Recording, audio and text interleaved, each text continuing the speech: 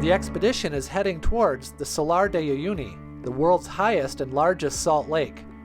The salar was formed over time as water from the surrounding mountains evaporated in the basin, covering the area in a crust of salt.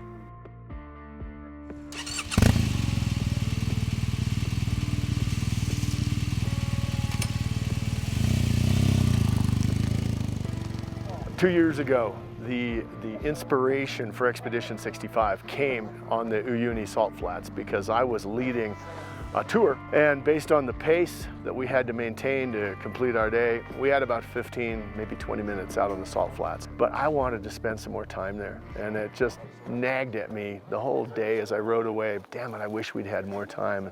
So I that night mentioned to a couple of guys on the tour, Colin and Michael, that I'd like to come back down here for a longer trip and at least get to spend the night out on the Uyuni Salt Flats.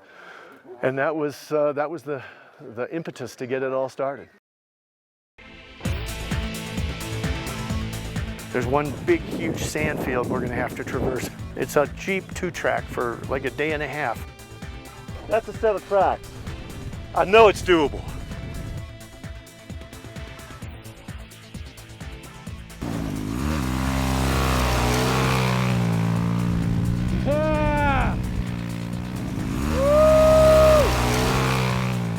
I have never ridden that distance in that much intense sand before. I think I'm probably the least experienced. I flipped my leg over a venture bike for the first time less than 5 years ago. I thought I was prepared for this. You can't be prepared for this if you've only ridden a few years.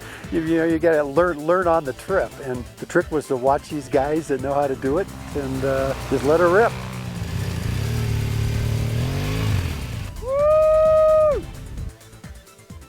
I've learned more and improved more in my riding skills in a few weeks than I have in the last 5 years. And I didn't anticipate that steep of improvement curve, but it's fabulous.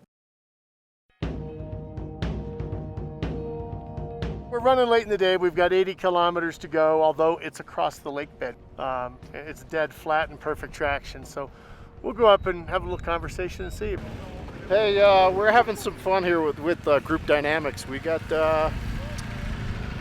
separated as we always do. We got some people that would rather just stop where we're at and camp, although we're within eyesight of the playa. And but it's 6 o'clock and the sun's about to set, so this rocky, sandy mess is going to be a lot of trouble for some people. Let's ride, man! Woo! Good fun, man. Good fun.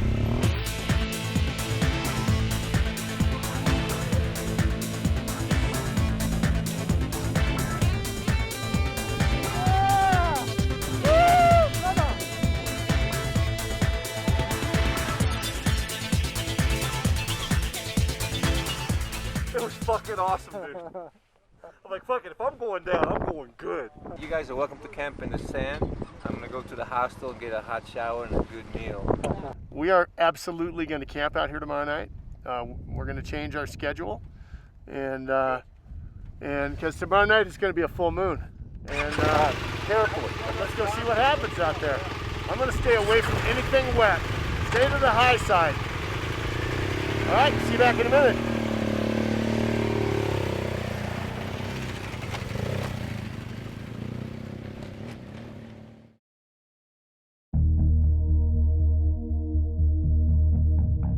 After 2 years of waiting and planning, the Expedition 65 team is finally able to fulfill its dream of riding across the salt flats, and it does not disappoint.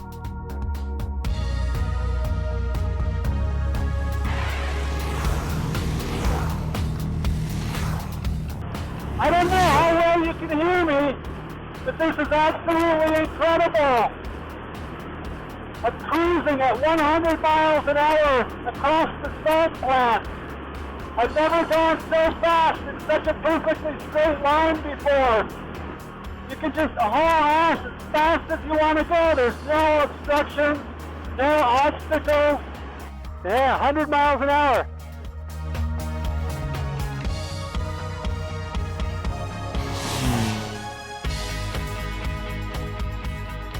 The Salar de Uyuni is an unforgettable landscape, and one of South America's most awe-inspiring spectacles. The world's largest salt desert sits at an altitude of 12,000 feet above sea level. It's a major transportation route across the Bolivian Altiplano and a feeding ground for several species of flamingos. I think Sergio's book mentions that it's where the earth meets the sky. And you feel like it out there because there's these vast mirages. An island of stone in the middle of the lake looks like it's floating. And when you see no horizon other than the blue sky, you really feel like it's the point where Earth has touched the sky. You have these islands that kind of pop out of this salt sea, and they're covered with cactus. And it looks like the Sea of Cortez or places I've been in Mexico, but instead of turquoise blue water, there's this just mile after mile, thousands of square miles of crystalline white salt. To be riding around on that, you want to scream like a little kid.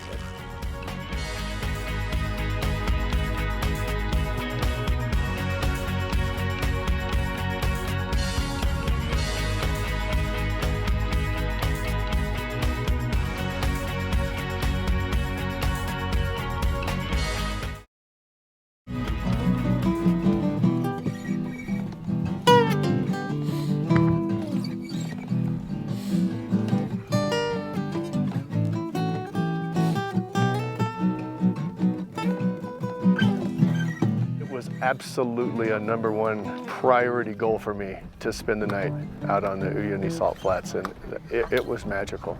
That place is unique beyond my ability to describe.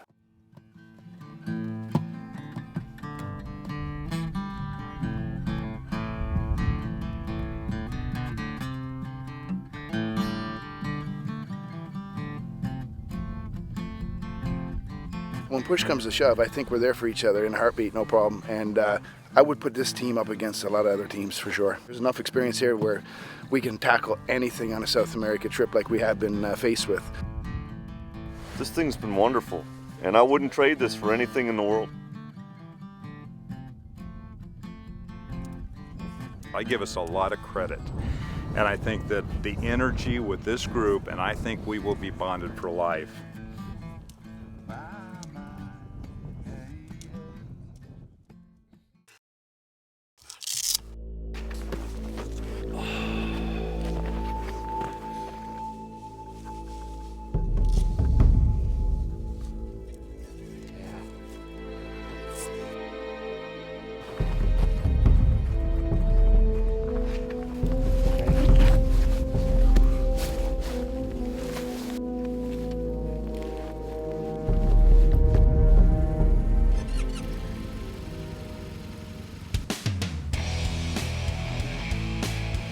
We got up at 5 o'clock just to go out and ride on the flats when the sun came up.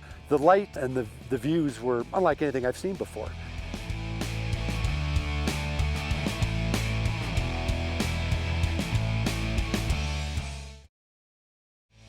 Every year, the famous Dakar Rally passes through the Bolivian salt flats. It's the highest altitude section of the race. There's a salt monument to welcome the drivers, and several old salt hotels in the area. And so we're going to leave our E65 mark here with many others and let the world know that we were here too.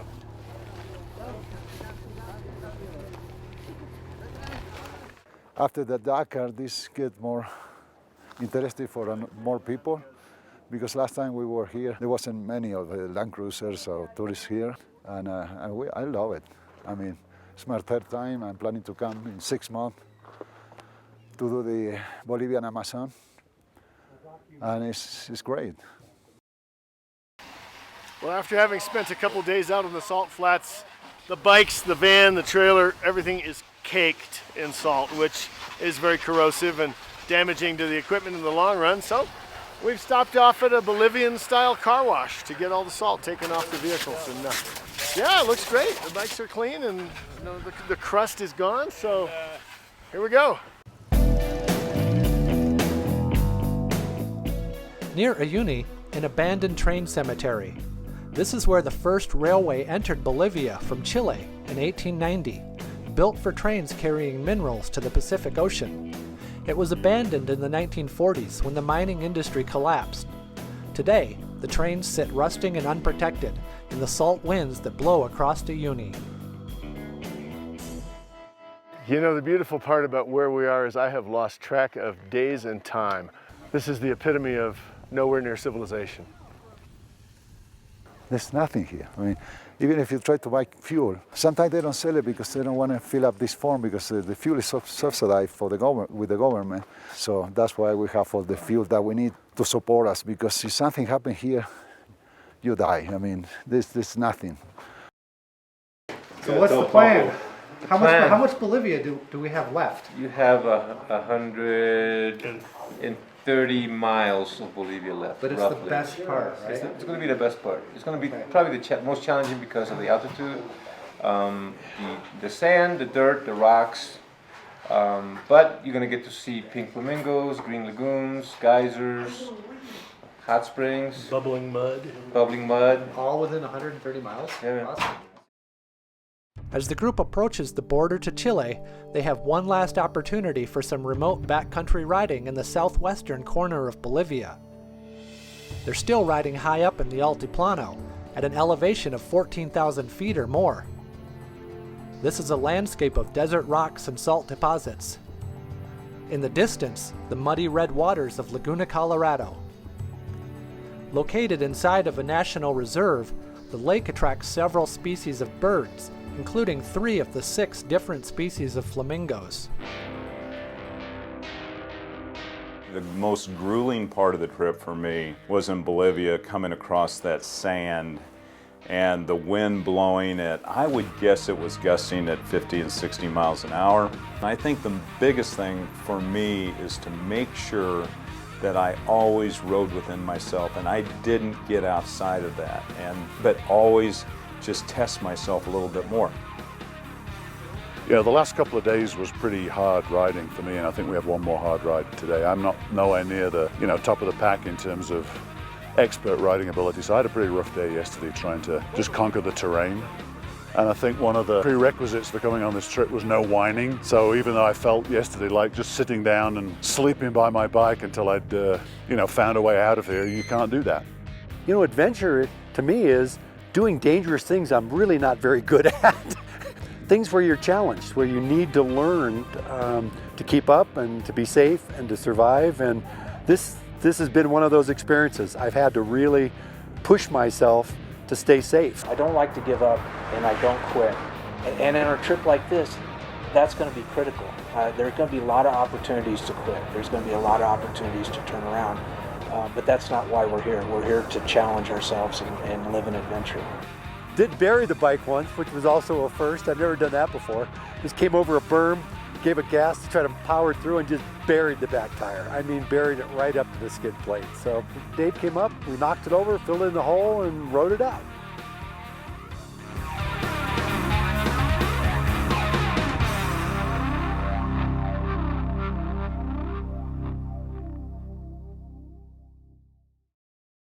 The last day of riding in Bolivia takes the team through an area of intense geothermal activity.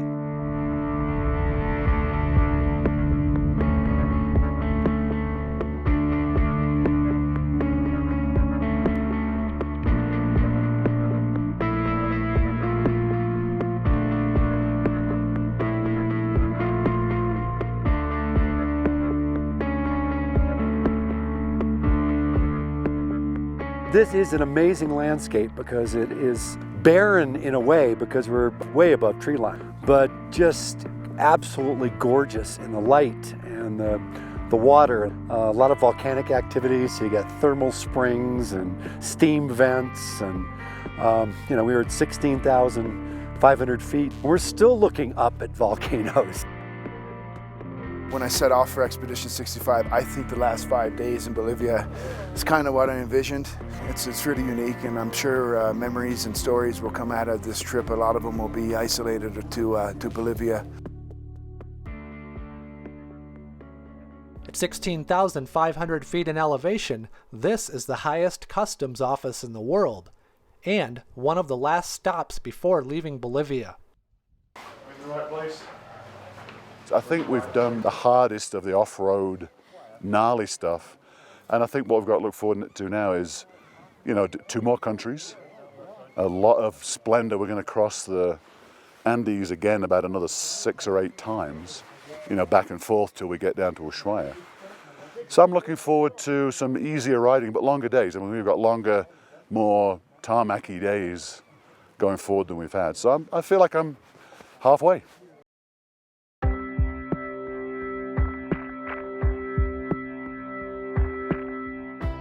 These 2-wheeled travelers have been on the road for 8 months.